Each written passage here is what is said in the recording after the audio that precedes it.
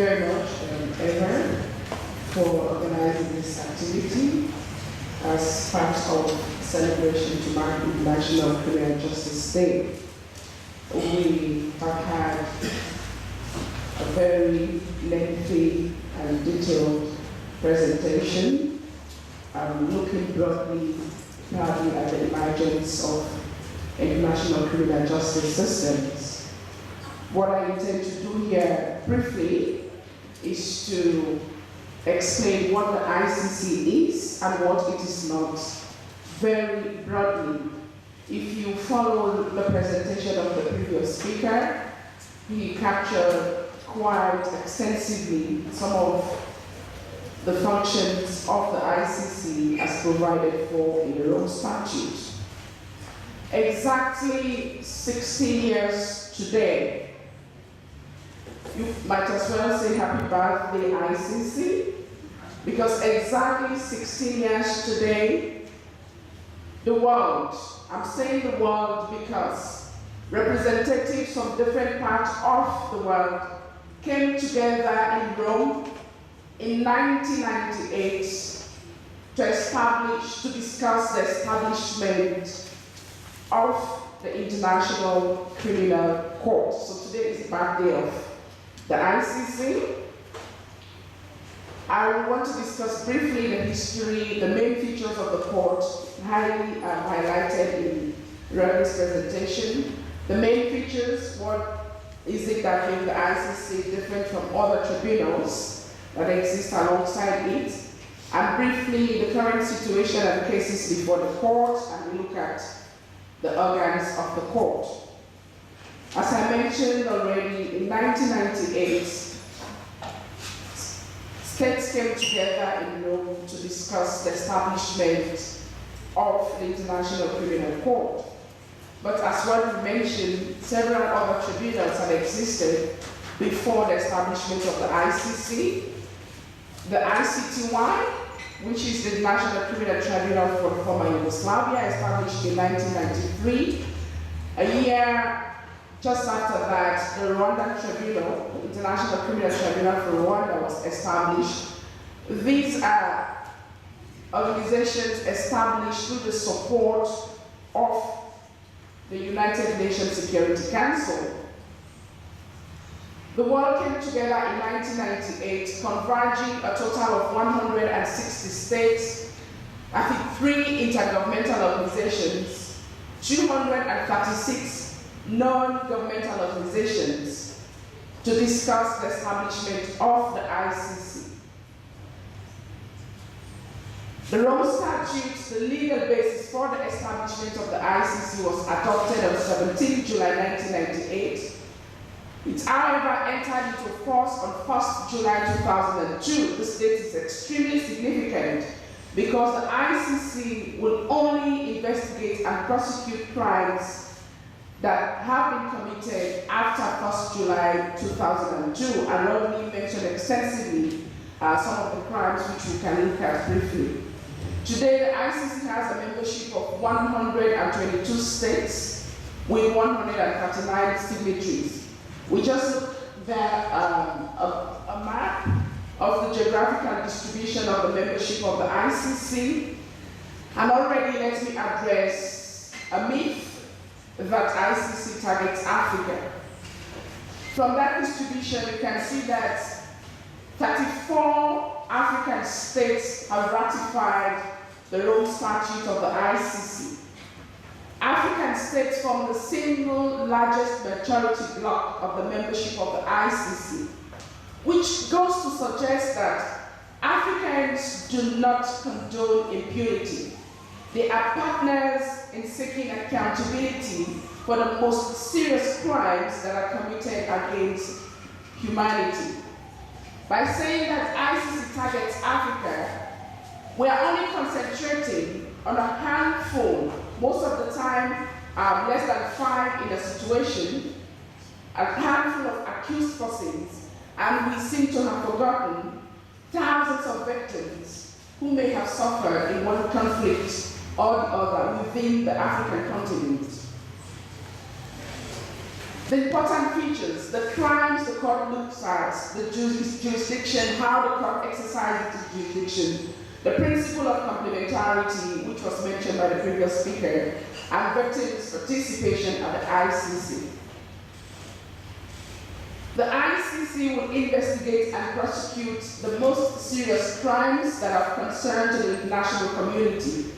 And these crimes include genocide, crimes against humanity, war crimes, and the crime of aggression at a later date. Thankfully, definitions of these crimes were discussed in the earlier discussion, in the earlier presentation, but I refer you to from Article 5, 6, 7, and 8 for clear definitions of these crimes and the characteristics that comprise these crimes.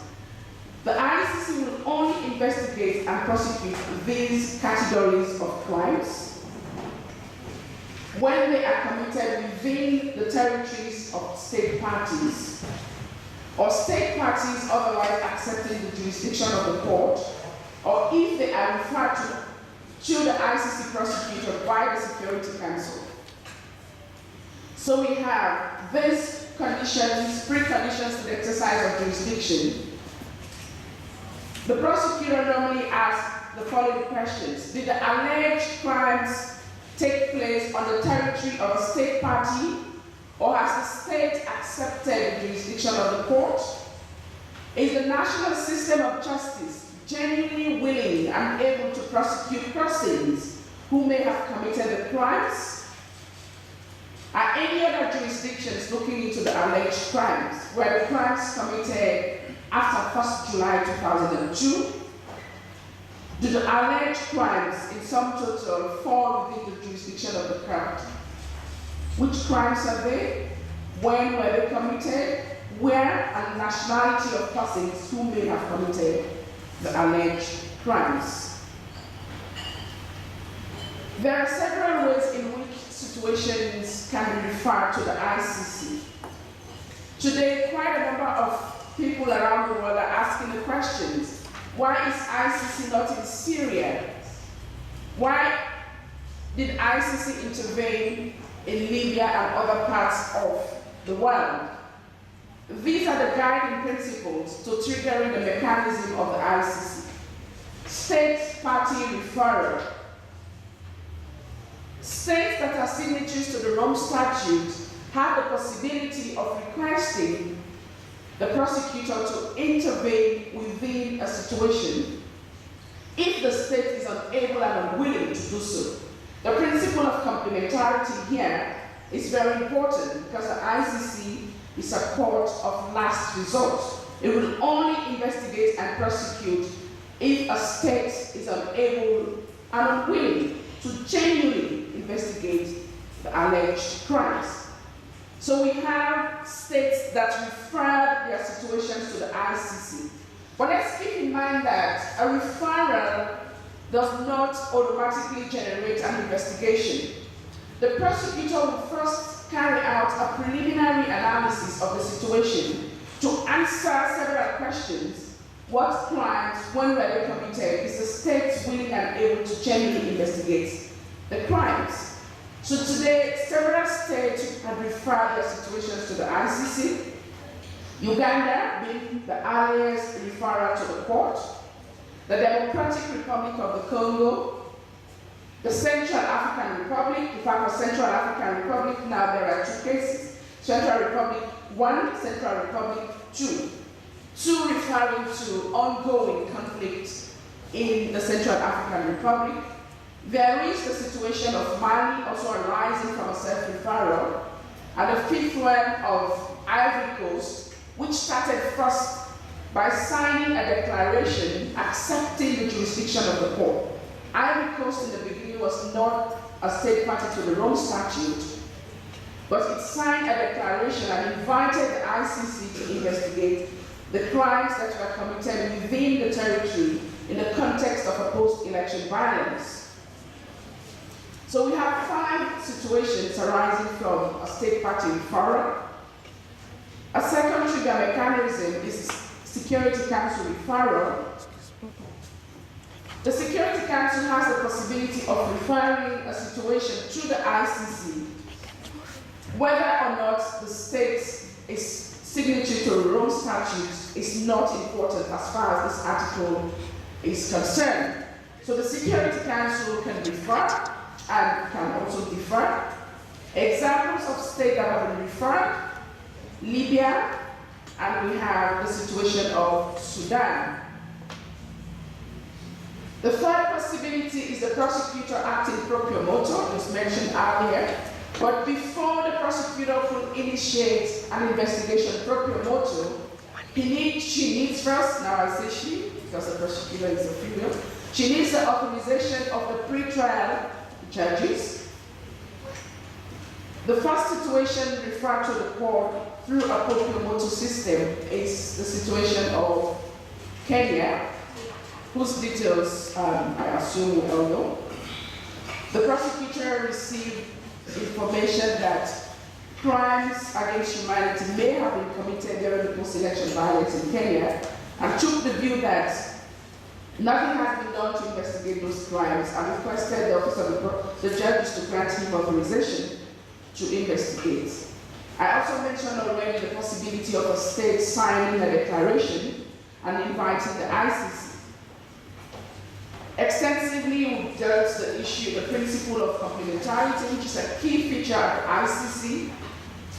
At the situation level, at the case level, these are the key elements that the prosecutor looked into to ensure that only when investigations have not been carried out against the same persons whom the ICC may initiate investigations against would the court intervene. So the ICC is a court of last resort. Also before the ICC, victims, for the first time in the history of the international criminal justice system, have the right to participate by presenting their views and their concerns to the judges through their lawyers. And in the event of a conviction after a trial, the victims have the possibility to request for reparations for the harm they have suffered. So reparations are awarded by judges at the end of a trial if there is a guilty verdict. There is a section at the ICC that assists the victims to participate and have their voices heard in the courtroom.